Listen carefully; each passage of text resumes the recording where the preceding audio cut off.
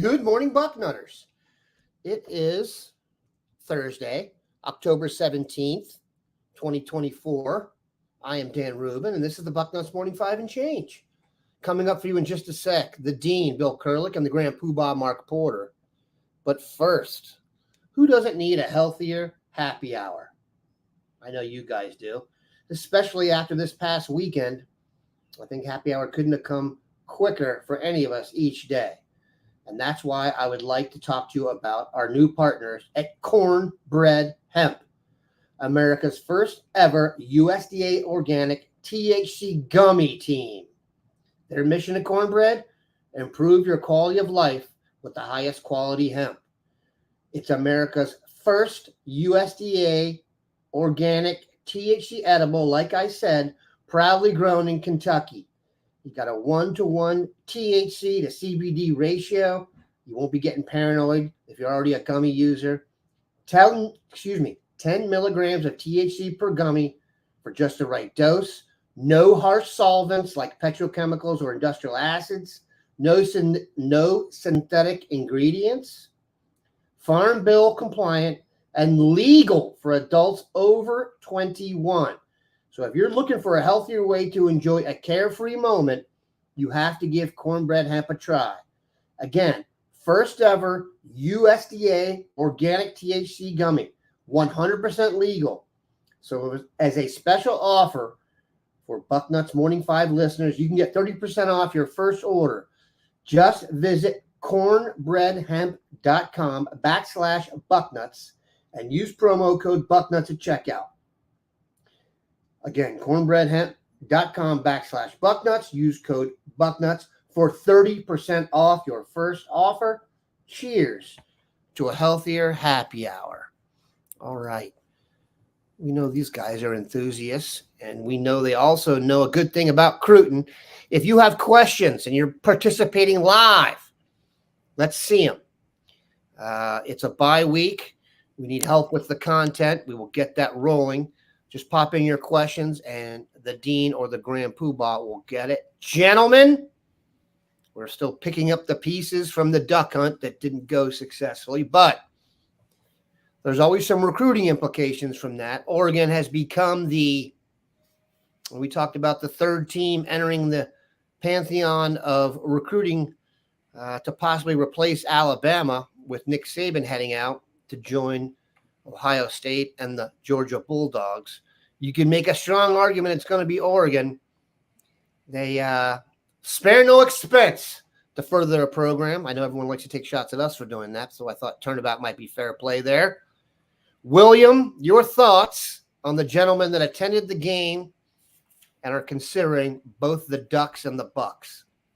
Well, there are two sides to the coin. The side that was from pretty much all reports, that was a great atmosphere, and it was a huge win for Oregon. So it was a positive for their recruiting, and they wasted no time trying to take advantage of the situation. I had in my column, What I Am Hearing, I had an item on this, I believe on Monday. Elbert Hill, the outstanding corner, arguably the number one 2026 player, or number two in Ohio, number three at worst. He and Maxwell Riley and Sam Greer are the big three to me in Ohio for 2026 right now. Well, within an hour after the end of that game, an Oregon Duck assistant coach was on the phone with the father of Elbert Hill. And that game ended at about 11 o'clock our time, approximately. So before midnight, they were on the phone with the father of Elbert Hill. Elbert, by the way, is going to be at the Illinois at Oregon game. So, there's certainly mutual interest there.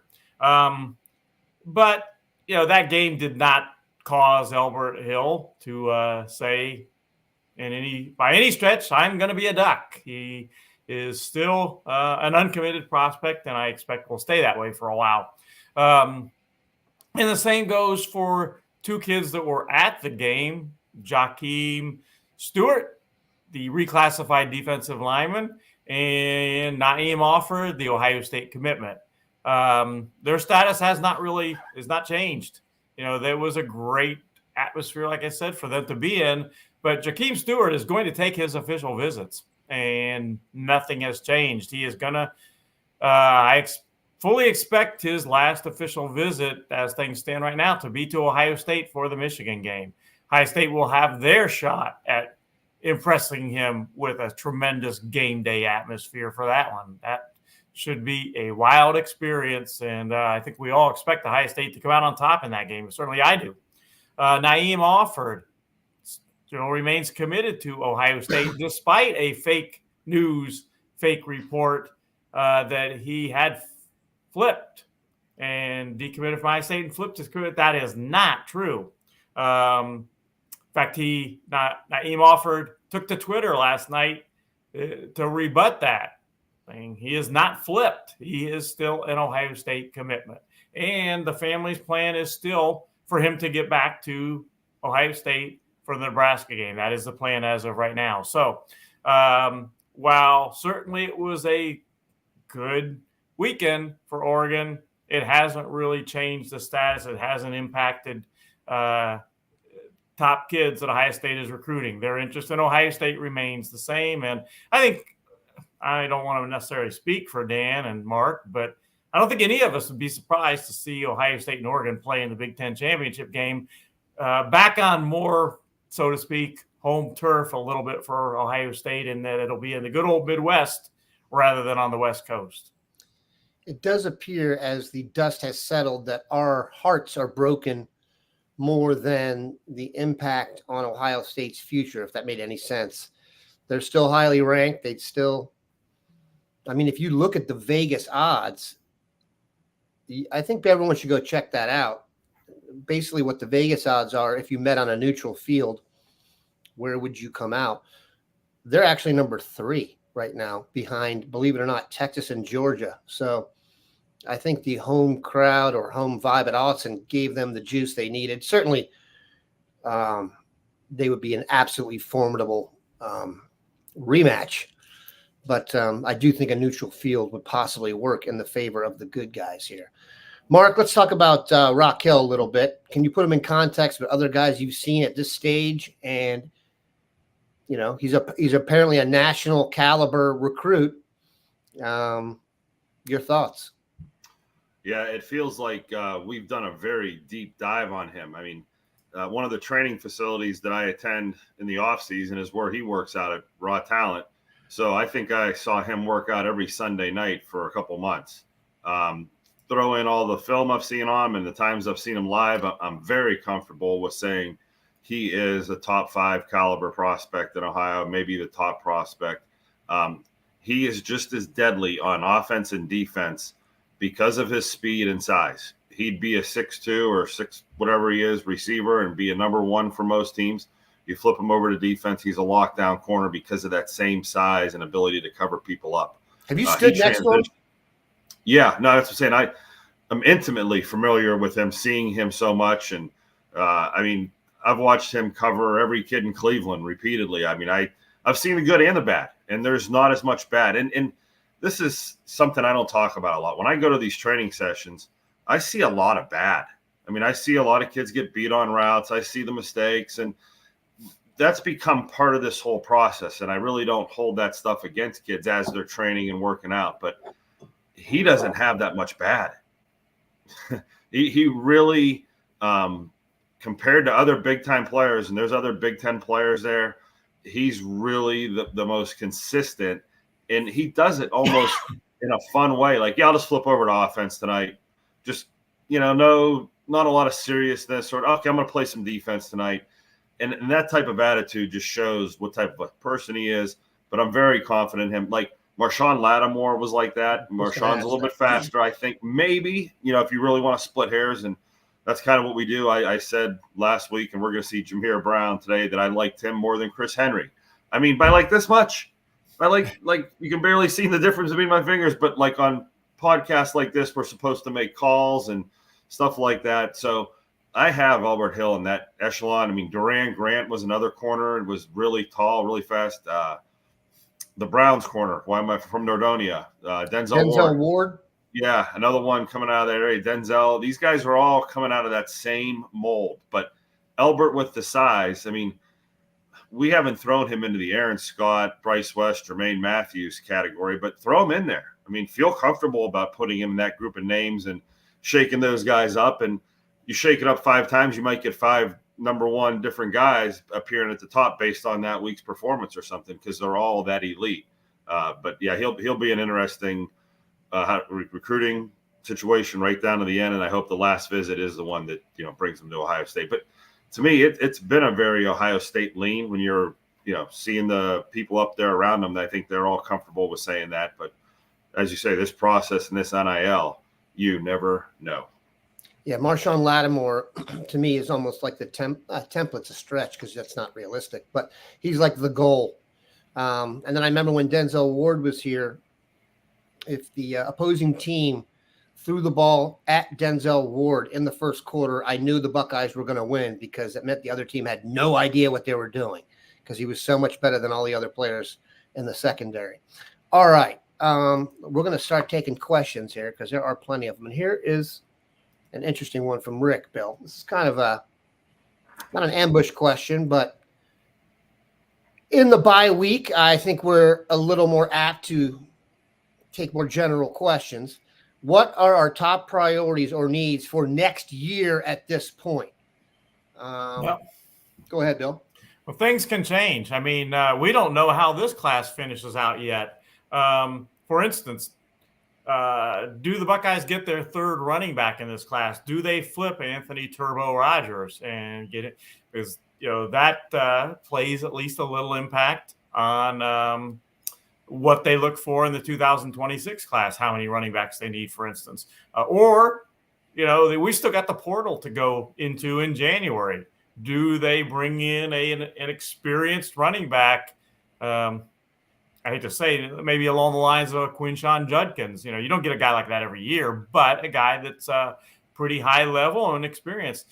Somebody asked about, I think they're going to look for a running back in the portal no matter what, even if they were to flip Turbo Rogers, for instance, because they don't have a lot of experience. Even if they flip somebody or if they bring in another 2025 running back, there's just not a lot of experience going into next season for the running back room. But so things could change. But generally speaking, they're going to be looking for offensive linemen. I mean, they could lose 4 offensive linemen starters. We don't know what Josh Simmons is going to do now. Does he come back because he's got got his season interrupted so much, so early? I don't know for sure. My gut feeling is if he's healthy, he'll probably go to the NFL, but we don't know. This time last year, how many people thought all of these guys that came back were going to come back? Virtually no one. I think this time last year, everybody thought JT Tuimoloau is gone. In fact, I can tell you the Ohio State staff at this time last year felt he was gone. He stayed. So that impacts. But offensive linemen, that will be a priority for the next recruiting class. I think safety will be a priority. Cornerbacks, they might only take 2 this year if they keep offered in the class. And, of course, Devin Sanchez, they may not get another cornerback in this class. So numbers-wise, safe or corner will be important. But, again, this can all change based on what happens the rest of the 2025 class and what happens come portal time in January. I'll say this. They are definitely going to need to go into the portal to get a running back, even if it's a guy who's more of a journeyman type. Because what you're going to have, James Peoples, Bo Jackson, who's currently hurt, coming in. I would think Isaiah West. But what I'm saying is they're definitely going to need to go in the portal and get a veteran. And I will say this: that's not the most difficult position to get. There are lots of guys playing college football right now that could come in and contribute at running back. The idea of getting Quinshon Judkins again, that's a little bit optimistic to me, considering I thought he was the best running back in the country, but I think they'll definitely do that. Boy, offensive line, as we move through the portal era, have your kid have a third dinner, because offensive linemen are getting more and more valuable. There's just not that many of them. There just aren't that many guys that big and that good that can help Ohio State, unfortunately. So the premium has gone up on those. Mark, how do you feel about where Bill is on that? And do you see any obvious holes? The third running back thing, that's going to be hard to pull off. I mean, 3 guys in a class. I've never been one to think that someone has to think of themselves as a third guy, and that guy's not going to stick around very long. I know we need some, but that'll be an interesting trick. I think that scholarship may be kind of like that wild card scholarship, maybe the best player available at the end. In Ohio, the Bo Jackson thing, it's a shame he got hurt. And I know they lost to Ursuline last week, and I just got an email from his coach talking about it. But I would have loved to see him be Mr. Football this year. Like, they think he was tracking towards that type of, talent and timeline or whatever. That would have been a nice feather in the cap to get a Mr. Ohio down at Ohio State. I kind of agree with Bill, though. I'm on that same page. I want to break down just real quick the running back. Getting a third one in the class, it is, as Mark said, not going to be easy, but kind of behind the scene a little bit. Bo Jackson, he's going to be in the class. We know that 100% for sure. Isaiah West, if you want to find a confident kid out there that does not care who the heck else is in the class, I think in the dictionary there would be a picture of Isaiah West. He doesn't care one bit. He said, you can bring in whoever you want. I'm going to Ohio State to compete. And he said that from day one, even before he flipped his commitment. He told me that will be zero factor in my decision whether they have 2, 3, 4 running backs in that class. I'm totally confident in my ability. And then Turbo Rogers, they're not recruiting him just as a running back. They are selling him, and he likes this idea quite a bit. He's actually playing more slot back this season as a senior than he is running back. And Ohio State is selling him on and talking to him about, and he likes it and he believes it, that they're going to, if he were to flip, he'll play some in the backfield. He'll play a lot in the slot, and he'll be a great fit for what Chip Kelly wants to do with a slot back, running back type guy. So those 3 guys, if they were to end up, they're pretty it's a little different than you might think. Oh, well, they're just 3 running backs. I think it's also, we've been doing this show for a while. The idea of predicting what's going to happen next year right now is much more difficult than it used to be, given the prevalence of the transfer portal and all the other factors that go into it.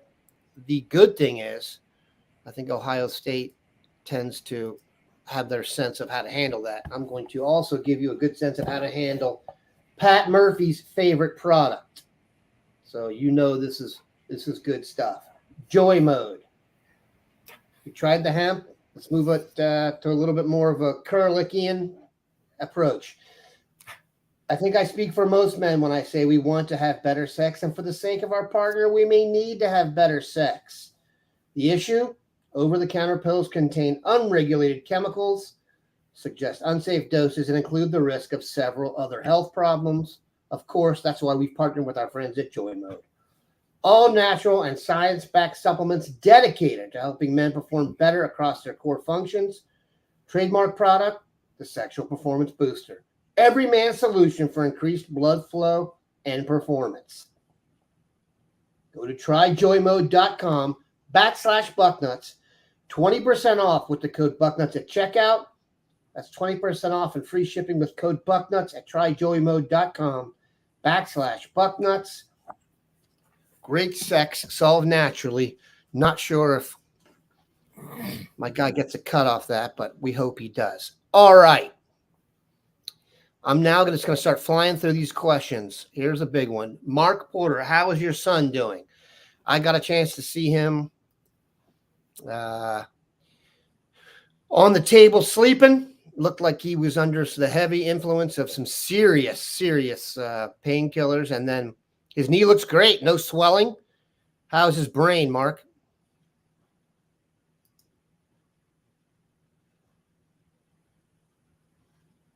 Sorry, I had you muted there. I realize this is a minor digression to dive into our personal lives, but I know people appreciate it. ACL surgery was Friday. We had an excellent doctor. It's worked with the Browns and Youngstown State here in town, so did a really good job.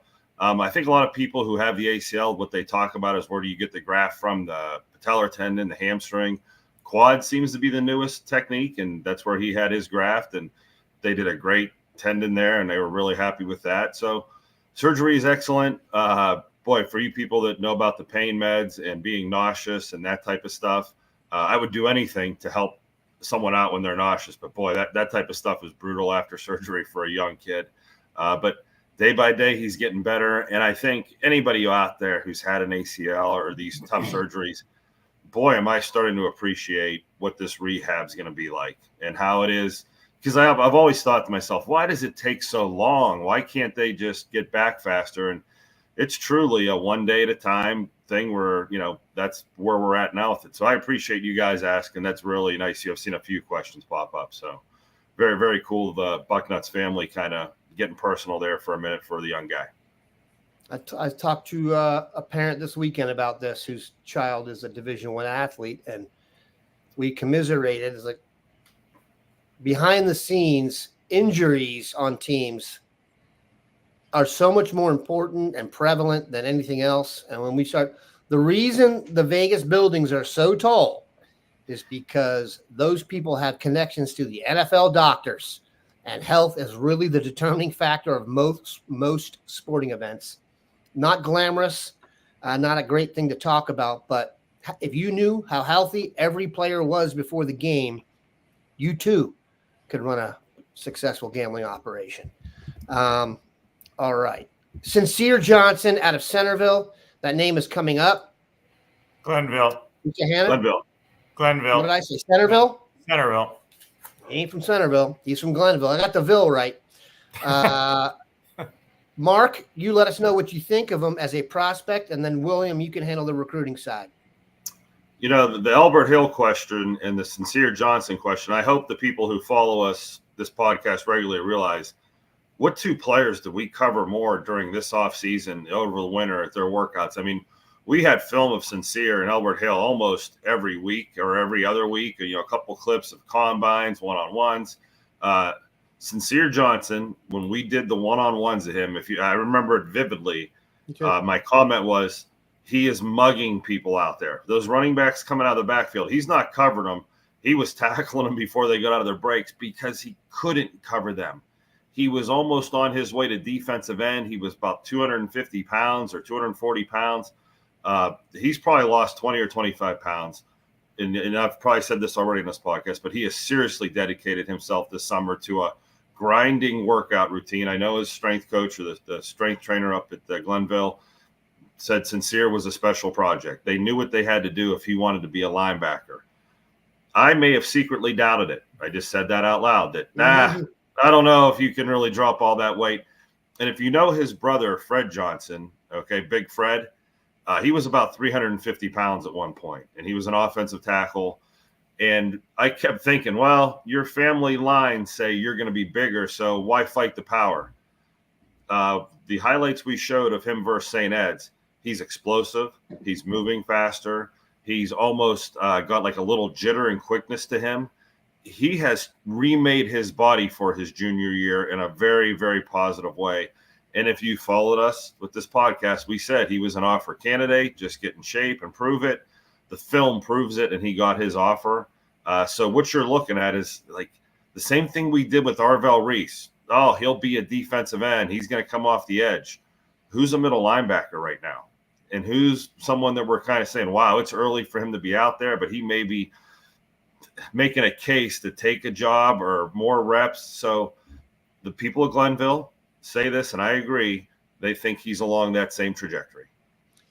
When we do get word from the Glenville staff, they're usually right.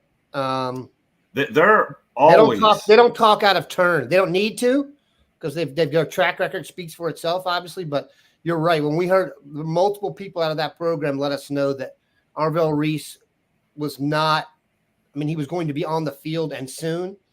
And after this past weekend with the bye week, I expect Arvell to get even more snaps as going forward. So there's a reason it's called the pipeline, people. All right, Sean Shaw. And sometimes they're a little brash and a little bold with their early evaluations. Every now and then they'll be like, this freshman or this eighth grader is going to be the next whatever, and there's some hyperbole there. So you're kind of like, ugh.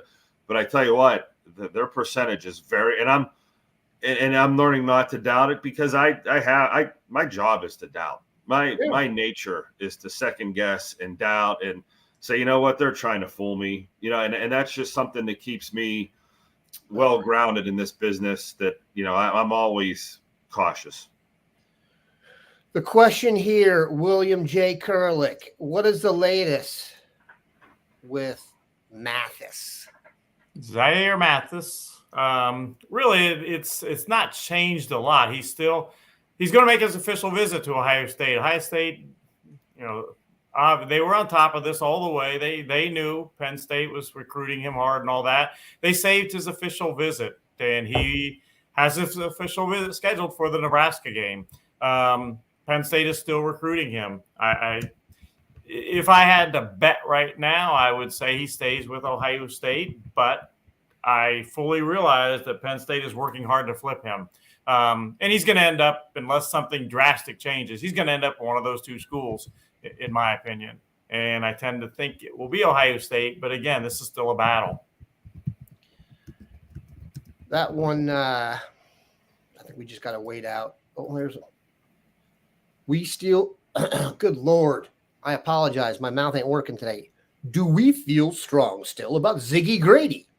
I remember he was in the top 32 for a minute. We're, of course, talking about Zion Ziggy Grady out of Alabama, I believe Enterprise High School, maybe. Yep. Yeah. Fantastic defensive end prospect. Bill, better give me good news on this one. Oh, I feel very strong about Ziggy Grady. He did, I believe it was Auburn that he visited. He visited a school or two, but might have been Alabama. I believe it was Auburn. He visited a school or two, but he is very much looking forward to being a Buckeye. And I stay in contact with Ziggy, and he's got at least one, maybe two more. He's going to go to the Michigan game, High State Michigan, and he may get up to another one before then as well. Bill, I'm just going to beat everyone to the gun here. You had him on the front page recently. I think he's become, you can contradict me here, flip target priority number one, and that is Malik Autry. Fantastic defensive tackle. If you saw the recent updated 247 rankings, he moved up very, very high. We need to get him in the mix, Bill. It would make everyone happy to get an SEC-style defensive tackle. I'd like to see him line up next to Caden McDonald. I've talked enough. What are your thoughts? Well, to me, there's three what I think are guys to focus on when it comes to Ohio State possibly flipping guys right now. Those would be, and you can put them in pretty much any order you want to put them in. They're all great prospects, in my opinion, but might be hard for me to put anybody ahead of Malik Autry, but he's one of the big three. Malik Autry's one, the defensive tackle committed to Auburn. Another is a position of need, Georgia Tech offensive tackle Damola Adjazan, and he is going to make an official visit to Ohio State for the Nebraska game. And the other is Turbo Rogers. So if Ohio State could get all three, what a trifecta of flips that would be. Even if they can get one or two, it would be big, especially big with Autry or Damola because of their positions, defensive tackle and offensive tackle. Autry is still very much a real possibility to flip. Auburn is trying everything they can to keep him in their class. But the more things go awry at Auburn, the more positive that is for Ohio State. And Malik has told me he will absolutely, no question, be back to Ohio State for the Michigan game. and he's making every opportunity to get up to another game as well. He's not coming up here probably 2 more times if his interest is not legit. And he really is a big Larry Johnson guy. He really feels that if he were to flip to Ohio State, Larry Johnson is a guy with his track record of getting guys to the NFL that Larry Johnson can help him there. All right. A couple more quick questions here. This is going to come up, Bill. Vernell Brown at Florida. I know we were in the mix till very late. Florida, another school that is struggling. Do you feel like Vernell Brown will reconsider? And is the offer there for Ohio State to even add another receiver to the class? I think they're going to stay with what they have. And we've talked about this before. You can't continue to pay big money and stack 5-star wide receivers and high 4-stars on top of, because they're not going to all play right away and they get frustrated. You got to have developmental guys. And I had an article on our site yesterday about what I think he's almost getting himself out of the developmental stage, except for the fact that he's playing quarterback this year and he's never played wide receiver really before. BP Miller made a big jump from not ranked, not an unranked 3-star to a 4-star who is ranked number 220 prospect in the country now in the 247 Sports rankings. He's had a tremendous season. And if you go watch him, the talent just jumps off of the page to me. Brian Hartline, the Ohio State staff, did a great job of seeing him at Ohio State's camp, recognizing that talent, getting that offer in, and getting a commitment from him. You know, I actually talked with BP and his dad both yesterday and told them that when I saw him play in person, I was so impressed with his athleticism, his speed, and his burst. I mean, he is, to me, he'll be a developmental guy because he hasn't played wide receiver, but talent-wise, he's not a developmental guy. Yeah, he's the kind of guy that comes from a lower school, goes to the NFL Combine and absolutely blows up and gets drafted super high because he's just a gifted athlete. But he's cut that off and got himself to Ohio State, so it won't be an issue. And with him, Des Jones, as well as Quincy Porter, who's having a great season, and then BP and Phillip Bell, they've got a really, really nice group that complements each other well of 4 committed wide receivers. You like to hear it. All right. There's been some questions about Mentor on here. Mark's going to take you through a little tease of the video we have coming later. Also, I'm sorry, no, that's not true. This is the Guthrie Jameer. Okay. This will be more Guthrie and Jameer from last weekend. But we'll come back and answer the other questions, Mark. So take it away. Okay. Bill went to see Adam Guthrie, and we've been a little bit snake bit when seeing prospects here. We've had some weather issues, injury issues, blowout issues, corners that don't get thrown out issues. So the highlights have been few, but we do have something. I got to see Jameer Brown. They were playing Miamisburg, of course, and I'm glad I caught them in the first half. I said Jameer Brown looks better than Chris Henry, and I'm going to stand on that hill, and I'm going to die on that hill maybe, but he is explosive. I kind of ISO'd in on him a couple of times. When he gets the ball, he just took off. This is a series of pictures I put together because I didn't get video of this. That's how fun it is to take pictures with this camera. Boy, it's pretty big.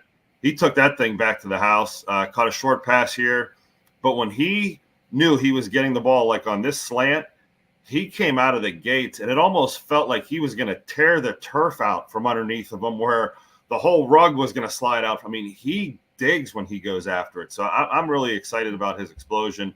Here's Guthrie. The change in body is the first thing I noticed, Bill. The flat belly, the legs look in shape. Like we said it this summer, like he's in the process of a body change. He's in the process of getting to be a better prospect. And you can see why the offer came. And it didn't take many clips to identify that he is a different player right now than he was a year ago, a more mature player. So it is funny when we get out on the road and we do the math from sophomore year to junior year, you see these big jumps. And I don't want to, I want to talk more about Jameer Brown.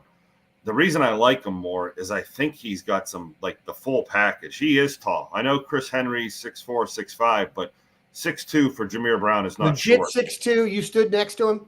Yeah, he's going to be a 6'2", 6'1.5" kid. He is not going to be, that 5'11". Those are dog inches, though, above 6 foot to me. Yeah, and you're right. And that's one of Henry's biggest traits, the catch radius or whatever. But just the feel I get from this Jameer, watching him in person, his track speed just speaks to me, and it shows up. And I can feel. I mean, this time of the year, it's week 9. I've seen enough prospects run. I'm kind of in tune with the season. He was different. He had that extra gear, like almost the way we have Marshawn Lattimore as a bar above some of these other corners, because he had that extra dig to him. I mean, you just kind of were like, almost takes your breath away. Like, wow, he really is.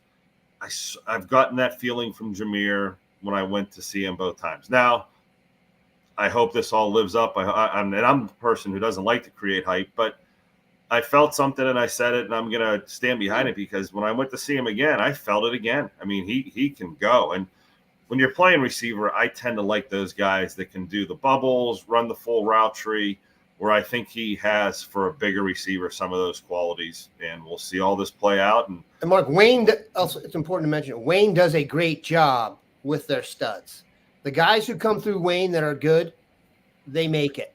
And it's all not three just of at the their Ohio State level, but they send guys from Bowling Green up and down. So they can – that's a really, really good program. Mark, tell us how you really feel now about Jameer. Both of the other receivers are both Division I players, high-level Division I players.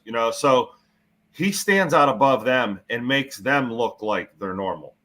So he supersedes what is. So sometimes you're like, there's not much difference between these. No, those two are separating themselves from all of high school football, and Jameer Brown is separating himself from them. That's the way I feel. Thank you, Bill. And very lucky, by the way, that he's from Ohio. You want to know why we look? Now, go ahead.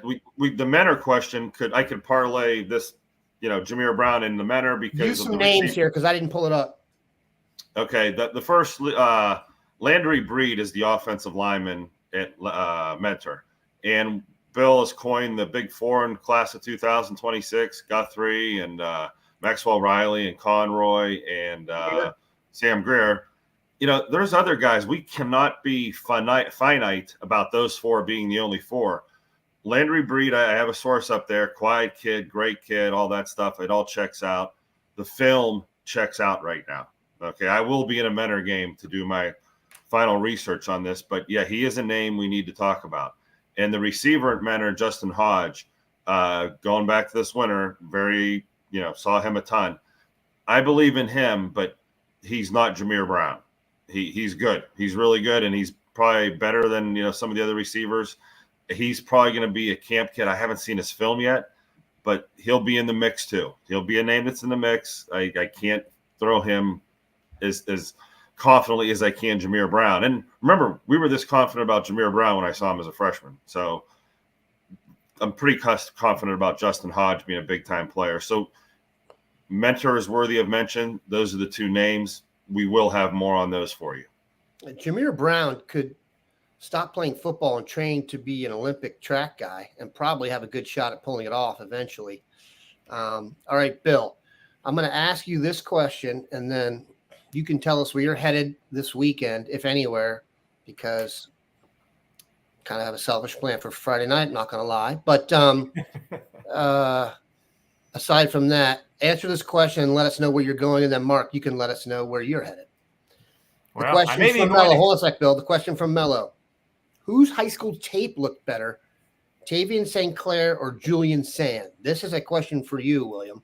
Boy, that's a tough one. I mean, splitting hairs. Yeah, I guess if I had to make a pick on there, that just looking at the table, I'd probably go with St. Clair, just because you see on tape he's 6'4", and Sayan is not that tall, and height matters in quarterbacks. But that would be splitting hairs, and that might be the only reason I say that, because they both were tremendous on tape. And by the way, I talked to Tavian's dad just the other day, and he said that just about his size, he said he is, you hear all the hype about, well, kids this height or that height.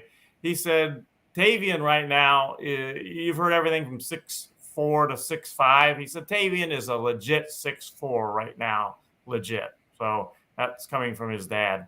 Now, as far as where I'm going this weekend, I might be going to Cleveland, Ohio, and not to see any of the mentor kids or anything else. My kids were good enough to decide that maybe they want their dad to go and see a Cleveland Indians, Guardians, whatever, baseball playoff game. So they are working on getting tickets for myself and my son to go to the Cleveland Yankees baseball game. And if they come through, I'm going to go do that for this week. And hopefully, they even asked me, well, what if Cleveland loses tonight and they're down 0-3? Would you still want to go? And we just decided, what the heck?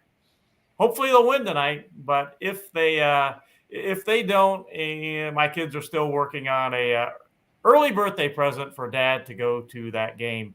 If that doesn't work out, then I will probably be in Bellefontaine, Ohio. I will be to see Tavian St. Clair. If I don't see him this week, they are playing Jonathan Alder. And by the way, Chip Kelly is supposed to be at that game. If I don't see him this week, I'll see him next week, or when the playoffs get around. They should have, as things stand right now, a home game when the playoffs get around. Bill's off-field proclivities are going to affect Mark's choice. But let's assume right now that Williams' kids will come through, because, come on, and we will all poll for the tribe tonight so that Bill doesn't have to go there at the risk of seeing his beloved tribe go down for the season. So, Marcus, you probably will get to go see the future of Ohio State's quarterback room. I need to ask artificial intelligence where I need to go, because I have Google Maps pulled up. I have the playoff brackets pulled up, and it's this complex algorithm of who has the most prospects, who's going to get knocked out of the playoffs sooner, who do I need to see in the regular season that won't need the playoffs, how much travel time in between two games. But the Minster tight end, Cole Albers, just picked up a Cincinnati offer. I need to see him in person because I didn't see him at camps this summer. So I'm trying to combine that with a Bellefontaine game. So I might be covering Bill's back. But Olentangy has players. Menor has players. There's players on this Northwest Ohio I still need to see.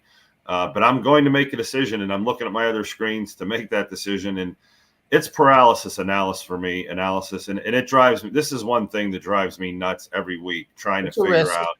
Yeah, and especially with the bad luck we've had with what I'm saying, injuries and weather. Outdoor sports are a pain in the rump.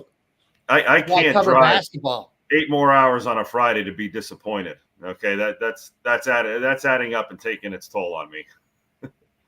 I will say this: we're not digging ditches out here, people. When you hear us complain, we are complaining after we've already said we have great jobs, and we're very thankful that football is our gig. Believe me. Yeah. My family's thankful because they probably wouldn't be able to eat otherwise, because I don't know anything else. I didn't pay attention as much as I should have in school, but I digress. All right, Hollywood Hagger, you are running the risk of getting on the wrong side of the dean, and that means splinters in the rump. I think we all know that. All right, it's been a great weekend. Great weekend. I don't even know what that means. It's been a great week. We've kind of recovered here, I hope, from the duck hunt, as it were. Everyone say a prayer for the Guardians. And thank you, Bucknutters. Have a good one.